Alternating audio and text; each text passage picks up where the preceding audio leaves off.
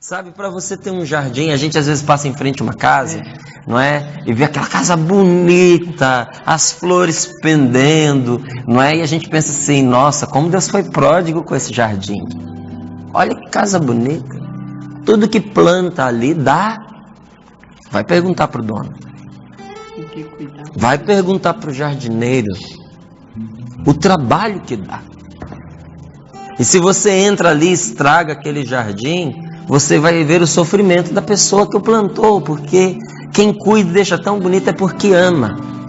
A pessoa ama o jardim que tem, mas amar para tornar tão belo dá trabalho. Para a gente ter uma família bonita, uma família exuberante, uma família que dá flores, uma família que dá frutos, meu querido, dá trabalho, tem que trabalhar na vinha. Sabe, Deus nos manda ir lá trabalhar. Então, veja, é realizando este trabalho que Deus coloca em nossas mãos para realizar, é que a gente sente o amor de Deus. Não é em casa, de braços cruzados, deitado, esperando a morte chegar. Não é assim que a gente sente o amor, mas obedecendo ao Deus que nos diz, levanta, vai trabalhar na minha vinha. Poucas coisas curam tanto o nosso coração quanto a gente se levantar da nossa dor para ajudar a outra pessoa na dor que ela está enfrentando. Eu li aí uma frase esses dias, chamou tanta atenção. Dizia assim, meu amigo me chamou para cuidar da dor dele. Guardei a minha no bolso e fui ajudá-lo. Todos nós temos a nossa dor. E às vezes a gente precisa guardar a nossa dor para a gente ir lá ajudar o outro. Isso é trabalhar no amor, isso é cultivar a vinha, isso é obedecer a Deus. A coisa que mais Deus quer de mim e de você é que nós o obedeçamos no que diz respeito a ajudar as outras pessoas. Isso faz o amor entrar no nosso coração. Isso nos cura. Quando a gente sai da gente e vai num hospital.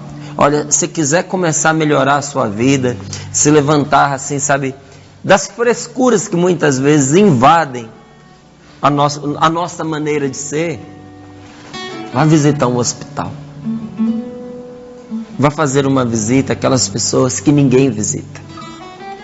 Vá ver o que é a dor, vá ver o que é o sofrimento. Quando a gente topa com o sofrimento do outro, a gente parece que é curado dos nossos sofrimentos, sabe? É curado, né? Dessas nossas carências desequilibradas, sabe? Desse egoísmo que nos prende em nós mesmos. Vai dar uma volta no cemitério. Sabe? Porque quando a gente vai dar uma volta no cemitério, a gente percebe que a vida é passageira.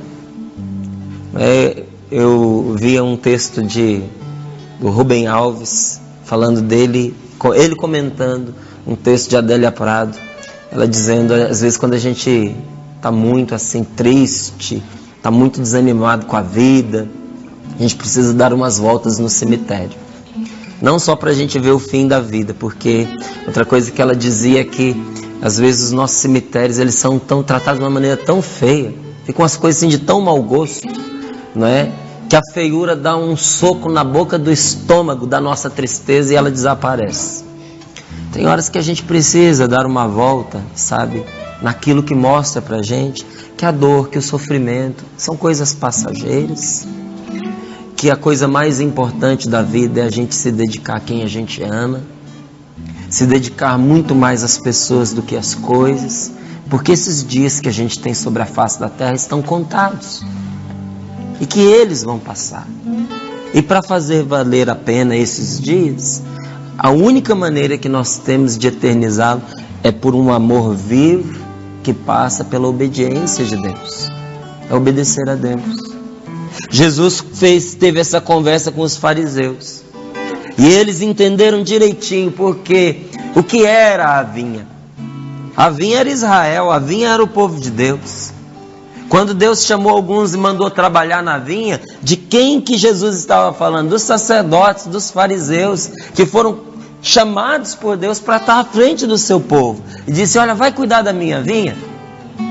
Uns disseram não e foram, outros disseram sim e não foram. Jesus estava colocando o dedo numa ferida que estava aberta. Porque Israel foi escolhido por Deus para ser a luz das nações. Mas não foi capaz de reconhecer que a salvação chegou em nosso Senhor Jesus Cristo. E não entendeu que esta salvação que Deus deu ao povo de Deus, ao povo de Israel, era uma salvação que passava por eles, mas não terminava neles. A salvação não era só para Israel, mas para todo o mundo. E aconteceu que muitos fecharam a salvação em si mesmo. Queria que a salvação fosse só para aquele povo. Todas as vezes que a gente faz isso, que a gente quer fechar a salvação na gente mesmo. E quando eu digo aqui salvação, estou falando da salvação que passa por esta vida e nos leva à vida eterna. Pelo bem que nos alcança já agora. Todas as vezes que a gente quer limitar o bem a nós, que a gente não quer passar o bem adiante, todas as vezes que a gente limita o amor só ao nosso círculozinho, só a nossa família, só aqueles que estão mais próximos de nós, todas as vezes que a gente fecha o bem e a salvação na gente mesmo, o nosso coração se endurece. E a gente acaba perdendo até aquele bem que a gente tinha. Jesus estava dizendo para aqueles homens: a salvação não é uma propriedade particular de vocês. Salvação é graça de Deus. Deus escolheu um povo para manifestar a salvação ao mundo. Deus escolheu os judeus para que por meio deles a salvação chegasse ao mundo. Mas quem escolheu os judeus? Quem escolheu Israel? Foi Deus. A iniciativa é de Deus. Deus quis precisar de um povo para trazer a salvação ao mundo. Jesus Cristo é judeu. Nossa Senhora é judia. Deus sempre se vale das pessoas para fazer o bem chegar ao mundo. A iniciativa é de Deus, mas Deus precisa de você para fazer o bem dentro desta casa, desta família pela qual você tanto tem rezado. Deus precisa de você para levar a salvação para dentro do seu lar. Como é que Deus vai levar a sua presença viva, amorosa, salvífica para dentro do seu espaço de trabalho? Ele conta com você. Como é que Deus vai levar esse amor que você experimentou a esse seu amigo que é tão querido a você? Por meio de você. A iniciativa é de Deus, mas Ele quis precisar de nós. Só que cada um é livre para dizer sim ou para dizer não. Às vezes nós até dizemos: eu sou um homem de Deus, eu sou uma pessoa orante, eu quero ser fiel a Deus, não é? Eu entendo da palavra de Deus, eu leio sempre a Sagrada Escritura, e a gente diz sim para Deus pela nossa espiritualidade, pela nossa familiaridade com os textos sagrados. A gente diz sim para Deus na oração, mas na prática a gente não vai. Aí esta palavra para nós nos questiona hoje, pergunta: qual dos dois filhos você é? Qual dos dois obedeceu à vontade do Pai? Aquele que disse não, mas foi? Ou aquele que muitas vezes em oração diz: sim, meu Deus, eu vou fazer o que o Senhor me pede, mas não faz? O que é dizer sim a Deus na oração, mas não obedecer? É todas as vezes que quando eu estou rezando, eu topo com um pecado. E digo para Deus: sim, meu Deus, eu vou abandonar esse pecado. Mas mal a gente sai dali, a gente volta a fazer as mesmas coisas, sem o menor remorso no nosso coração, sem o menor arrependimento. É quando a gente se coloca diante de Deus e diz: Senhor, me ajuda, mas continua cultivando o adultério.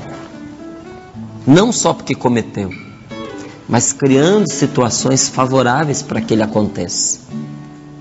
É quando a gente diz: meu Deus, eu quero ser uma pessoa justa, mas continua roubando, passando os outros para trás, deixando de pagar quem deve.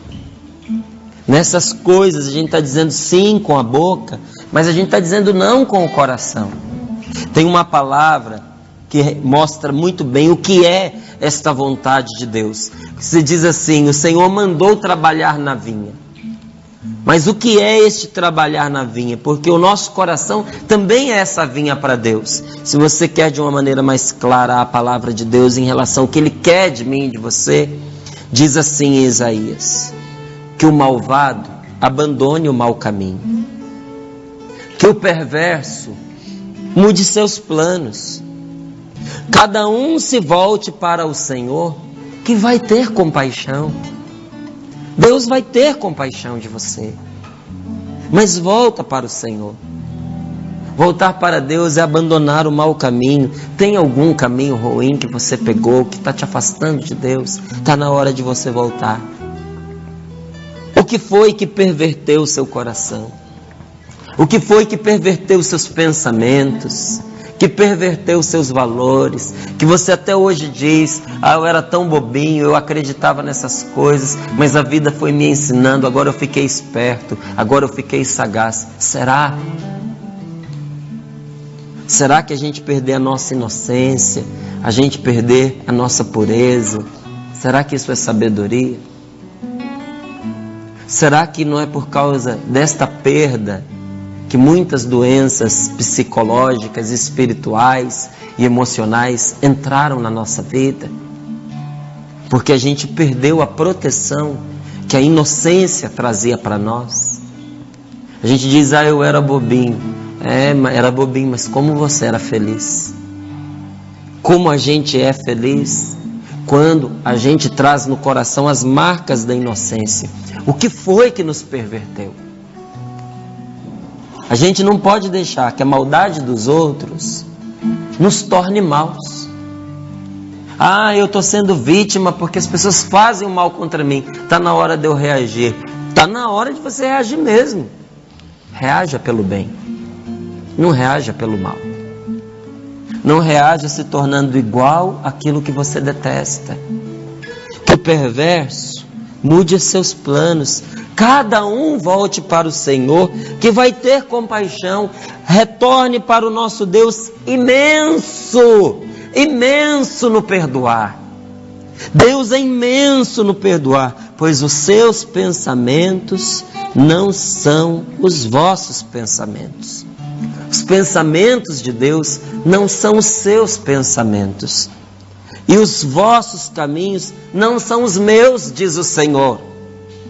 Pois tanto quanto o céu acima da terra, assim estão os meus caminhos acima dos vossos, e os meus pensamentos distantes dos vossos. Quando a gente fala de obedecer a Deus, de abandonar o mau caminho, de deixar a perversidade, nós temos que ter cuidado com os pensamentos. Porque toda maldade, toda perversidade e todo pecado começa no pensar. Por que Jesus diz que uma pessoa que pensa em adultério já comete o adultério? Porque no seu pensamento ela consentiu. Ali nasce o pecado. É claro que é diferente em peso, em gravidade, um pecado no pensamento de um pecado que foi consumado. Mas veja, no momento em que eu, pensando, digo sim e alimento aquilo dentro da minha cabeça, estou cultivando aquele mal dentro de mim. Ele já nasceu. E se eu não matar aquele mal, ele vai crescer, ele vai dar frutos.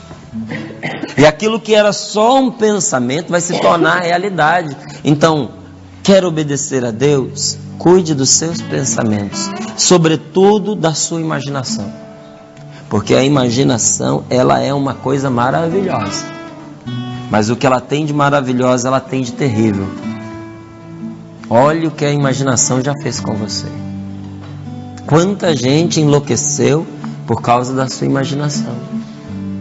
Outro dia uma moça me pegou aqui, me fez um tanto de perguntas. Ela, acompanhando até uma pregação minha, ela veio me perguntar se alguém tinha contado a vida dela para mim. Porque na cabecinha dela, tadinha, ela achava que eu estava falando, mandando uns recados para ela. Que eu tinha sabido da história e estava na pregação mandando um recado. Não era. Era o contrário. Era Deus que, conhecendo o coração dela, estava falando com ela por meio daquela pregação. Mas a cabeça vai longe. Será que o meu pai veio aqui e contou para ele o meu problema? Será que alguém que eu conheço veio aqui e disse? A imaginação da pessoa trabalha. E ela foi falando. Quando ela terminou, segurei no braço dela e disse: isso é tudo coisa da sua imaginação. Isso é tudo fruto da sua cabeça. Eu nem conheço você. Não conheço seu pai, não conheço sua mãe. Nunca ouvi a sua história. É a sua imaginação. Você tem que pôr um freio na sua imaginação. Se a gente quer obedecer a Deus, tem momentos que a gente tem que frear a imaginação da gente. A imaginação desta pobre não deixava ela perceber que Deus estava falando com ela. Ora a gente tem que frear a nossa imaginação, ora a gente tem que estimular a nossa imaginação, porque olha, com a nossa imaginação a gente também reza. A nossa felicidade anda de mãos dadas com a nossa imaginação.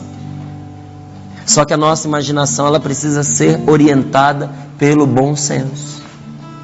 Para o sapo criar as músicas que ele cria, ele tem que imaginar. Para a Karina interpretar a canção que ela canta, ela tem que imaginar alguma coisa. Sabe aqueles momentos antes de cantar que a pessoa se prepara, que a pessoa fica sozinha com ela mesma? Alguma coisa passa pela cabeça dela, algo ela imagina, algo que a inspira. Para eu estar aqui partilhando com você esta palavra, eu tenho que imaginar você. Sei que você está aí do outro lado, mas eu não te vejo, eu tenho que imaginar. Tem que imaginar o que você está fazendo, tem que imaginar como você está se comportando. E olha, a minha imaginação vai sendo inspirada pelo Espírito Santo, vai sendo conduzida por Deus, vai sendo orientada pelo bom senso. Não é? A gente precisa que a nossa imaginação trabalhe também para a nossa felicidade. E quando a gente imagina uma coisa boa acontecendo, a alegria vem antecipada, não é verdade? De vez em quando eu me pego rindo sozinho. Por quê? Por causa de alguma coisa que aconteceu. Não, estava só imaginando. Aí minha esposa vai lá: você está rindo do quê? Não, estava só imaginando. A imaginação da gente, quando é bem orientada, ela traz alegria. Só que às vezes ela se comporta como um tirano. Em vez da imaginação sugerir, porque o trabalho da imaginação é sugerir, em vez de sugerir, ela toma conta da nossa vida, a qual ela torna um céu ou torna um inferno. Às vezes a nossa imaginação torna a nossa vida agradável, às vezes torna a nossa vida imensamente desagradável. Diga se não é verdade quanto você já sofreu por causa das coisas que você imaginou. E aí a gente pode se tornar ou feliz e satisfeito demais, ou extremamente infeliz. Tudo depende de como nós cuidamos dos nossos pensamentos. Para algumas pessoas a imaginação só causa desgosto, porque a pessoa só pensa coisas ruins. O que você tem pensado? O que tem feito? O que a sua imaginação tem feito com você? Tem um ditado antigo que diz assim, que a imaginação é o carrasco dos tolos. Como assim o carrasco dos tolos? Que a imaginação, ela, golpeia a pessoa que não cuida da própria vida, uma pessoa que não cuida de si, uma pessoa imprudente, ela é vítima da própria imaginação. Amargura a própria vida. A outros, a imaginação engana pela fantasia, promete felicidade, promete aventura, promete adrenalina, promete uma alegria, mas é uma alegria passageira, é só casca, depois não fica nada. Ela pode fazer tudo isso, e se for transformada pela prudência e pelo bom senso, a nossa imaginação nos leva a obedecer a Deus e nos faz felizes. Sensato e prudente é a gente ouvir a voz de Deus e obedecer a ela. Se você for se guiar pela sua imaginação, você corre o risco de afundar em muitos erros. Mas se você obedecer a voz de Deus e colocar os seus pensamentos em favor daquilo que Deus está lhe mandando, se você colocar a sua imaginação para trabalhar segundo aquilo que Deus lhe propõe, você vai ver como a sua maneira de ser vai mudar. como por dentro você vai ficar diferente. Então eu pergunto a você: a quem você vai se sujeitar? A Deus ou às suas fantasias? Qual dos dois filhos você é? O que obedece ou aquele que imagina que obedecer é só dizer amém? É só dizer sim. Porque o Senhor nos diz prossiga, e às vezes a nossa imaginação diz para nós: tira satisfação. Você já viu? Deus põe no nosso coração uma inspiração: vai, Márcio, faz isso. E a nossa imaginação começa a tirar satisfação. Será que está certo mesmo? Será que isso vai funcionar? Eu sei que é Deus que está te mandando, mas será que isso é realmente melhor para você? O Senhor nos diz: cuidado.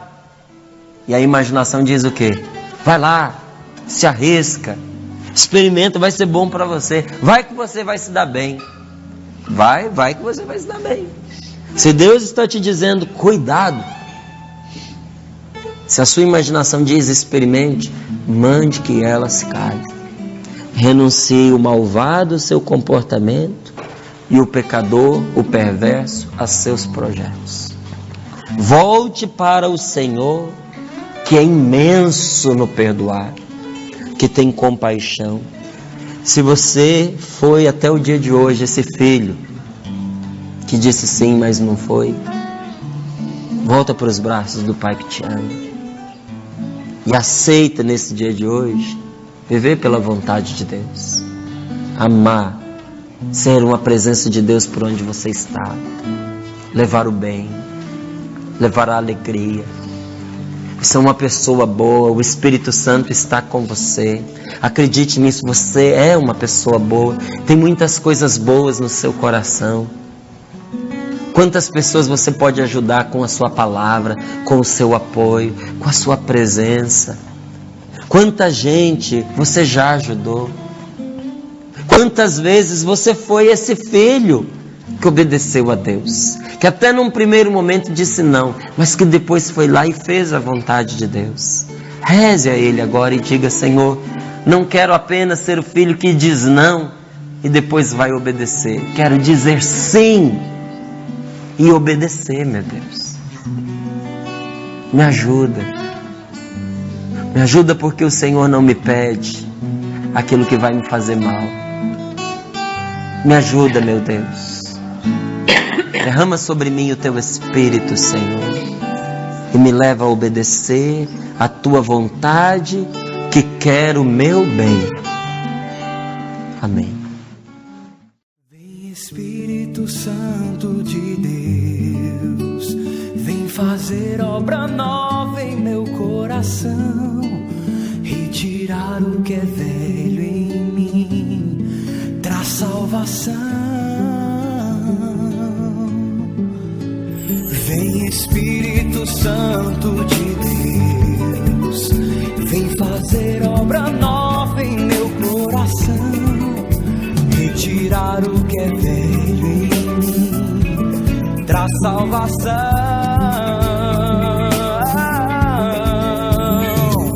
Faz jorrar água viva, Senhor, no deserto do meu coração. Faz brotar em meu peito um novo amor. Vem com todo o poder, vem curar o meu ser, vem dar-me a paz. Dá-me de beber dessa água viva, Senhor.